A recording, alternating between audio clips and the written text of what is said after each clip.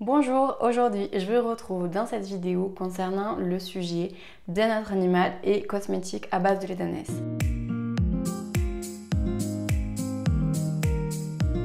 C'est quelque chose qui revient très régulièrement. Est-ce qu'on respecte le bien-être animal? Est-ce qu'on prélève beaucoup de lait aux ânesses? Comment finissent les anneaux une fois l'âge adulte?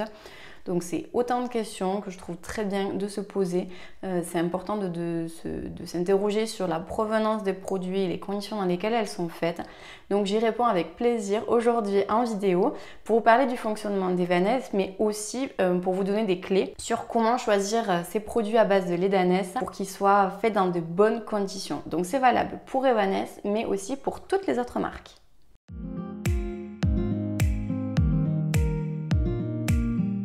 Le premier point, c'est la question de vie ou de mort de l'animal. Je sais, c'est pas glamour dit comme ça, mais pourtant c'est essentiel.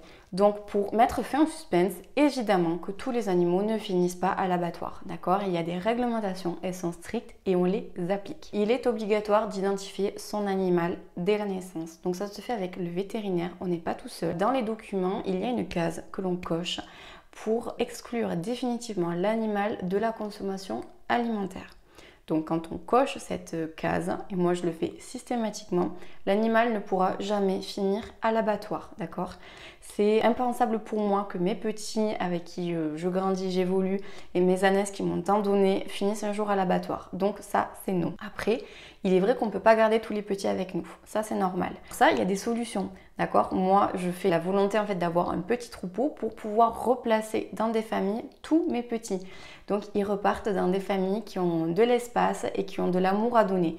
En général, j'arrive à avoir des jolies photos, des jolies vidéos pour savoir en fait comment ils vont, comment ils évoluent et ça me fait toujours plaisir. Il faut savoir que la grande majorité des entreprises qui produisent du lait d'ânesse pensent et font exactement comme moi pour protéger leurs animaux.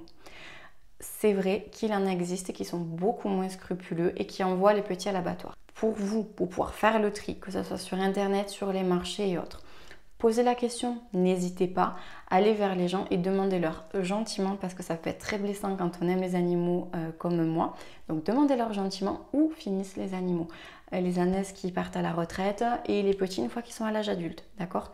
Donc il n'y a aucun souci, c'est facile de le montrer. Souvent sur les sites internet maintenant c'est spécifié et vous pouvez avoir des informations à ce sujet. Donc n'hésitez pas à poser la question.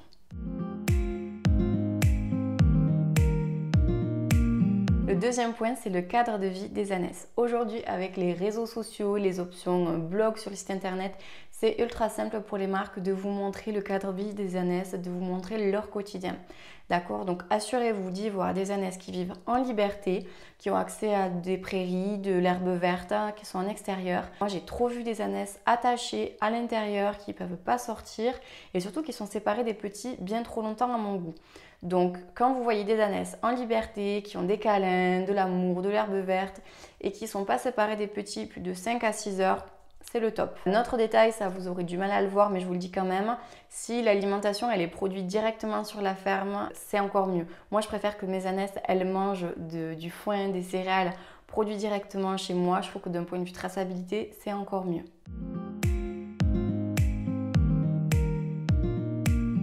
On passe au troisième point. J'ai une problématique, je vous l'explique tout simplement. Quand vous voyez de grandes gammes de produits au lait d'ânesse avec 10, 20, 30 produits différents de toutes les sortes et surtout avec des pourcentages de lait d'ânesse très élevés, moi ça me pose un souci. Dites-vous bien que derrière il n'y a pas de secret. Soit on prend beaucoup de lait à l'ânesse, soit on a des grands troupeaux avec beaucoup d'ânesses, soit on pousse le rythme des ânesses. Donc on va zoomer un petit peu plus, je vous explique. Si on a des grands troupeaux, ça pose deux problématiques. La première, c'est que moi, avec 3 ou 4 ânesses à la traite, c'est facile de replacer les petits derrière parce que je peux leur trouver des familles. Quand vous commencez à avoir 30-40 ânons qui naissent en même temps et qu'il faut placer en même temps, ça paraît beaucoup plus compliqué de leur trouver une famille quand même. Donc soyez vigilants à ça parce que d'un point de vue gestion, espace et bien-être animal, pour moi déjà c'est un peu plus compliqué. Pas impossible, mais compliqué. De la même manière, quand vous avez 3 ou 4 ânesses à la traite comme moi, c'est beaucoup plus facile de traire en douceur, à la main. Moi, carrément, elles sont en liberté, les ânesses. Je ne veux pas les déranger pendant qu'elles mangent et je regarde dans quel état elles sont. C'est un moment de complicité avec elles. Quand vous commencez à enchaîner la traite avec 30, 40, 50 ânesses, je doute qu'on soit aussi patient, aussi tolérant, aussi doux avec l'ânesse que quand on n'a que quelques-unes. L'histoire de traire à la main ou à la machine, ça c'est chacun qui voit. Je dis que c'est pas forcément un problème pour l'ânesse. Mais pour moi, on ne peut pas être aussi patient, on ne peut pas être aussi doux avec autant d'ânesses à gérer. Je ne suis pas sûre que s'il y a un problème de santé, tout le monde soit apte à le voir sur toutes les ânesses. Ça, c'est un premier point. Sinon, on peut très bien prendre beaucoup de lait à l'ânesse.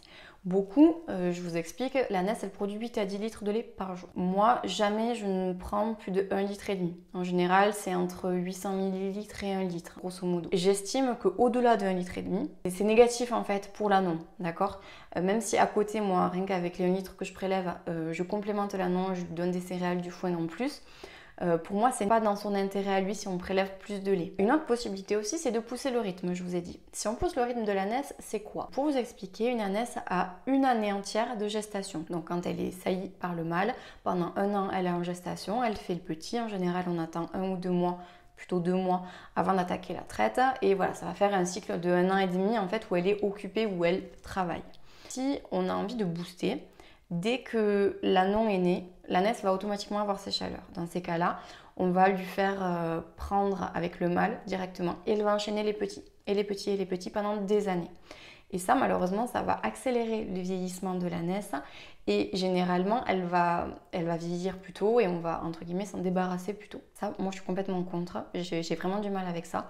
Je sais qu'il y a d'autres marques qui fonctionnent différemment. Sur un cycle de 3 ans, ils font 2 années consécutives de traite et 1 année de repos.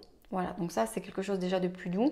Moi j'ai l'occasion à l'heure actuelle de pouvoir faire autrement. Sur un cycle de 3 ans, c'est 1 année de bébé et traite et 2 années de vacances. Comme ça, je fais un roulement sur plusieurs ânesses et je préfère ça, je trouve que c'est plus doux. Après, c'est chez chacun sa façon de faire. Pour le moment, j'ai l'occasion de pouvoir le faire comme ça, donc j'en profite. Voilà, dites-vous bien que quand vous voyez des grandes gammes avec beaucoup de produits, généralement derrière, le lait il tombe pas des arbres, donc il y a des pratiques qui sont plus ou moins bonnes pour les petits. Je ne dis pas que systématiquement ça va être négatif, je dis juste qu'il faut y être vigilant et qu'il ne faut pas hésiter à poser des questions pour savoir, voilà, est-ce qu'ils ont des gros troupeaux, comment ils font pour placer les petits, comment se passe la traite, dans quelles conditions, voilà, sur les quantités de lait, etc. Donc soyez curieux, n'hésitez pas à poser les questions.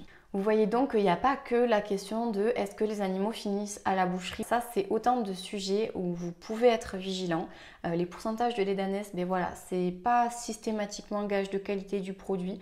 Honnêtement, pour avoir travaillé beaucoup sur la formulation de mes produits, je suis très fière d'avoir une gamme courte et avec des pourcentages de lait d'ânesse qui sont adaptés, mais aussi au bien-être de mes ânesses. Donc, creusez. Allez vous poser des questions. N'hésitez pas à écrire aux gens ou sur les marchés à leur poser les questions. Moi, je vais clôturer cette vidéo. J'espère qu'elle vous aura plu. Soyez indulgents avec moi parce que c'est ma première vidéo et que je suis pas super à l'aise devant la caméra. Je fais vraiment de mon mieux. S'il y a des choses qui ne sont pas claires, s'il y a des questions que vous vous posez encore, n'hésitez pas à me les poser. Je serai ravie d'y répondre et en attendant, je vous dis à très vite.